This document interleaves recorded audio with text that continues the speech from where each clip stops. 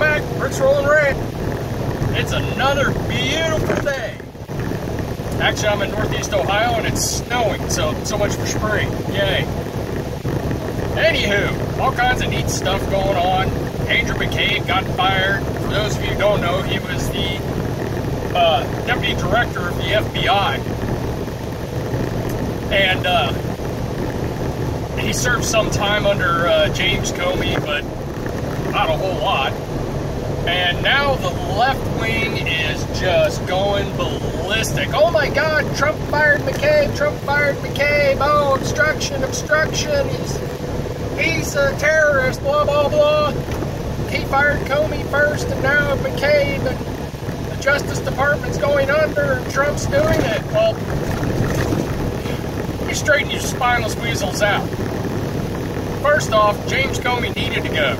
He was also a spineless weasel. Wouldn't stand up to the Attorney General, Lynch, when she told him to refer to the Hillary investigation as a matter instead of an investigation. So apparently, it's the FBI of matters, not, the Federal Bureau of Investigation. So, wouldn't stand up to her, call it what it was. Wouldn't stand up to Hillary Clinton because he wanted to be on the good side of who he thought was going to be the new boss. Wanted to keep his secret memos and all that junk. The guy was spineless, he needed to go. Second off, McCabe's termination was recommended and sought after by fellow members of the FBI, who then turned it over to the head of the Justice Department, who is Jeff Sessions, the Attorney General. Donald Trump has nothing to do with it. Andrew McCabe is not a presidential appointee, he is a civil servant. And as such, it pretty much takes an act of God to fire a civil servant. You have to have about 6 smoking guns and 24 eyewitnesses to do it. Donald Trump never put a finger on it, so you can take that freaking narrative and shove it because you are way off. And y'all gotta get off this Russia thing. Russia, Russia, Russia. Russia, Russia, Russia. Y'all sound like the frickin' Brady Bunch. Shut up. Did Russia try to interfere in our elections? Of course they did. They're frickin' Russians. Their president is ex-KGB. Makes him an expert at psychological warfare. Duh. They mess with everybody's elections. I guarantee you they've had their foot in everything. Syria, Iran, Cuba, Venezuela. I guarantee you they had something to do with the overthrow of Venezuela. Because now Venezuela is under a dictatorship. Russia can just roll on in there anytime they want. I'll bet you. Just keep watching. They're bad actors. This is what they do. Yes, they tried to interfere. Did Trump have anything to do with it? No! Get over it. Bob Mueller is supposed to be investigating what kind of Russian interference we had in our elections.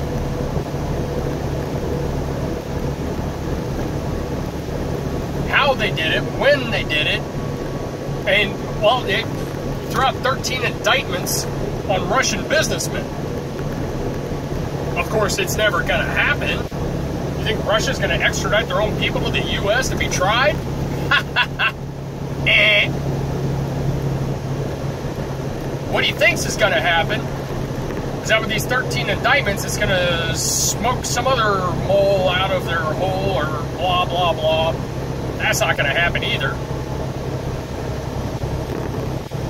People seem to keep forgetting this entire investigation was based on a fake dossier paid for by the Democrats and the Clintons, whose information they got from a British spy who hates Trump. I mean, wow. How can you people not see that this is a frame job? And the Obama administration knew about it 2 years prior. He knew. Putin was sticking his nose into the elections. He didn't do anything about it because he thought Hillary was going to win and they could just go on with the status quo. So now everything's coming to light that they didn't want us to see, and oh God, they're trying to cover their asses. Surprise, surprise. So let go of the Russia thing, okay? It's done. Your goose is cooked. The more you dig into it, the more Democrat corruption comes to the surface. So moving on. The serial bomber in Austin, Texas is now dead. They killed him last night. Actually, dude blew himself up. They tracked him down, found him, figured out he was using a couple of different cars, tracked cell phone location and junk back to the FedEx terminal where he dropped the box off, and then started tracking him down, found him at a Red Roof Inn outside of Austin, and when they swooped in and surrounded him, SWAT started moving in. A couple bullets were exchanged, and then he tried to take off and figured out he was surrounded and blew himself up. So, yeah, there you go. Another coward, dead. Praise be. But what this situation does show you is that all this illegal stuff he was doing, all this illegal stuff that he was getting, the explosives and everything else, evil people do evil things. Evil begets evil, and you're not going to stop it. No amount of laws are going to stop it. No new laws are going to stop it. You can try and outlaw the tools all that you want, it's still not going to work. This guy was using homemade bombs, homemade timers. He built all this stuff himself. And people like that are just going to keep doing things like that. You're not going to stop them anytime soon. You're certainly not going to do it with any kind of new law. I mean, look at Parkland. You can put all the laws in place that you want. Fact of the matter is the system failed. All these people knew who this kid was. They knew he was a psychopath. They knew he had guns. They knew he had a violent history. They knew he showed all kinds of different violent tendencies. He attacked people, attacked his own adopted mother. The system failed. He never should have made it in there. You also have one school resource officer, albeit a coward, and one school resource officer on a 45-acre campus with 3,000 students. Dumb. The system failed.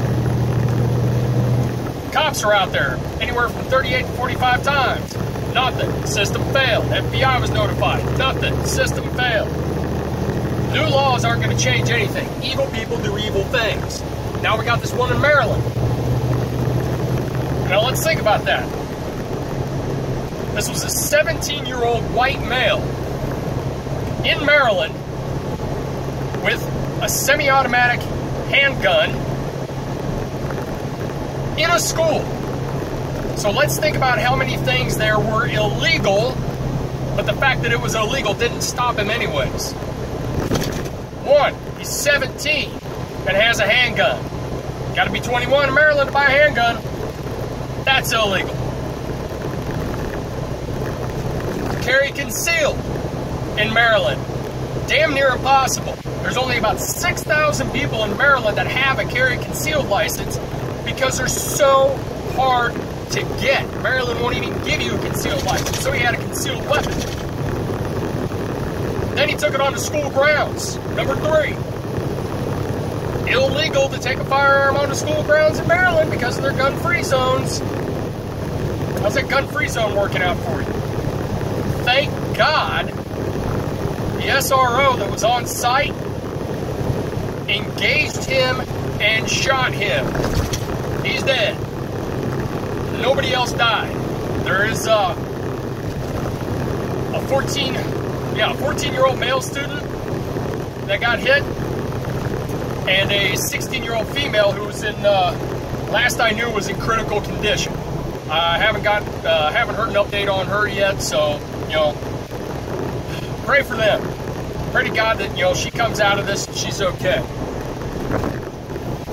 But again, Maryland's got all the laws in place that made at least 3 parts of what this 17-year-old kid did was illegal. Criminals can care less about your laws. Outlaw whatever you want.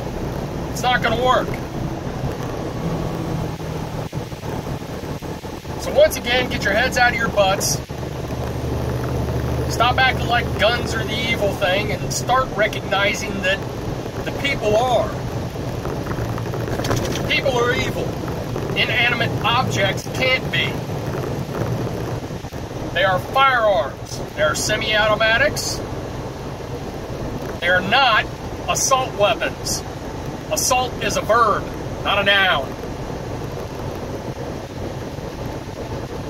It's been Rick's Rolling Rant. God bless. Carry on.